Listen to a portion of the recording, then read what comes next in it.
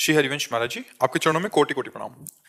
महाराज जी, निर्माण मोहा जित संग दोषा अध्यात्म नित्या विनिवृत्त कामा, ये वाले श्लोक में महाराज जी मैं नित्य पिछले 2 साल से श्री जी की कृपा से आपका सत्संग एवं एकांतिक वार्तालाप सुनता हूँ। हर एक प्रश्न का उत्तर मिल जाता है, फिर भी महाराज जी उपयुक्त श्रीमद् भगवत गीता के इस श्लोक की स्थिति का अभ्यास करता हूँ। श्री जी की कृपा से अन्य विकारों पर काबू पाने की कोशिश कर रहा हूँ, पर काम क्रोध लोभ में से क्रोध पर निरंतर करने में अभी भी कच्चा हूँ। महाराज जी, क्रोध पहले से कम हुआ है, परंतु किसी में भी पक्के नहीं हो। हम इसलिए कह रहे हैं कि कहीं अहम न कर लेना कि काम विजयी हो गया हूँ, लोभ विजयी हो गया हूँ। बड़े बड़े भगवत अवतारों को ये विघ्न पहुंचाने की ताकत रखता है काम। देवर्षि नारद जी भगवत अवतार हैं, फिर भी काम मोहित हो गए। तो हमें लगता है कि हमको भगवान की शरणागति पर ध्यान देना चाहिए कि मैं प्रभु की शरण में हूँ, इसलिए मुझे नहीं सताता। मैं प्रभु की शरण में हूँ। कहीं अहंकार बकाया रह गया है तो अभी क्रोध आ रहा है। अहम पे चोट पहुंचती तभी तो क्रोध आता है। कामा संजायते क्रोधा, क्रोधा स्मृति विभ्रमा, स्मृति भ्रंशात बुद्धिनाशो, बुद्धिनाशात प्रणश्यति। कोई कामना में बाधा पड़ती तभी क्रोध आता है। प्रतिकूल परिस्थिति में क्रोध आता है, अनुकूल परिस्थिति में थोड़ी आता है। तो अनुकूल और प्रतिकूल परिस्थिति का बोध हो रहा है तो निर्माण मोह जित संग दोषा कहाँ है? मैं अभ्यास कर रहा हूँ धीरे धीरे। सबकी मूल जड़ है पूरे श्लोक को सिद्ध करने की, अहंकार को समर्पित कर। अभ्यास से नहीं होता है, स्थिति होती है। ये स्थिति होती है जिसमें सर्वम खलविदम ब्रह्म का अनुभव हो रहा है। तो मान किससे, मोह किससे, किस दोष? जब दोष दर्शन ही नहीं तो दोष का प्रभाव क्या? जब अध्यात्म नित्या नित्य आत्म स्वरूप में वो स्थित है तो विनिवृत्त कामा, अपने आप समस्त कामनाओं का त्याग है। एक भी लक्षण नहीं है। महाराज 35 सालों से जो क्रोध था, तो अभी अभ्यास ऐसा है कि पहले बहुत शॉर्ट टेम्पर था, कुछ भी अभी आवेश में आके बस क्रिया नहीं कर पाते, बस आवाज जो हमें मारना है वो अभी मरा नहीं। अहम, वो हम देखो, संत और सदगुरुदेव का कार्य होता है कि जितने लक्षण होते हैं वो तो आई हैं, जो दोष होता है वो सामने रखा जाता है। लक्षणों को वो तो दिए ही गए हैं इष्ट और गुरु के द्वारा। जो कृपा से सद्भाव है, दैवी संपदा है, वो तो है ही है, उसको थोड़ी सपोर्ट किया जाता है।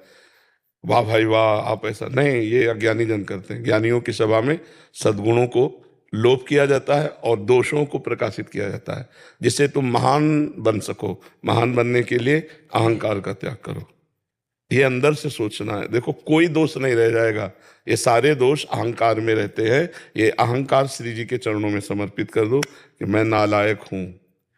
हम जैसा कह रहे हैं उसको सुनो, मैं नालायक हूँ, मेरे में कोई सद्गुण नहीं, जो आया है वो आपकी कृपा से है। और हे नाथ, जो कुछ आएगा वो आपकी कृपा से आएगा, मैं तो सिर्फ आपकी शरण में हूँ। मेरे में बिल्कुल सामर्थ्य नहीं कि मैं क्रोध विजयी हो जाऊं या काम विजयी हो जाऊं। तो आप हो जाओगे।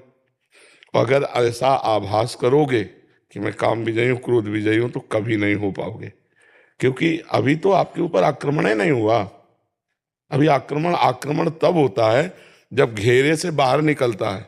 शत्रु के घेरे से जब बाहर निकलना चाहता है तब उसका असली रूप समझ में आता है। अभी तो आप घेरे के अंदर ही हो और गिरे हुए हो।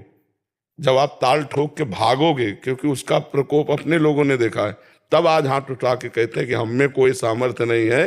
अगर कुछ ठीक है तो प्रियाजू की कृपा से, बुरा है तो हमारे में है, बुरा है तो हमारे से है, ठीक है तो मेरे प्रभु से है।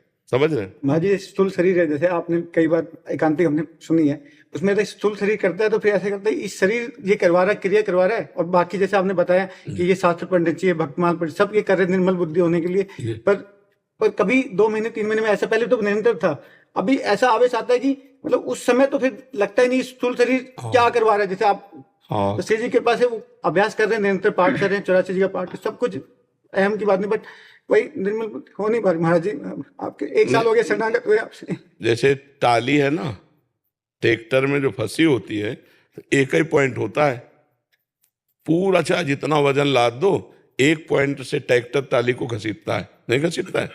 वो पॉइंट है अहंकार। संस्कृति मूल शूल प्रदनाना, सकल शोक दायक अभिमाना, ताते करें कृपा निधि दूरी, सेवक पर ममता अति भूरी।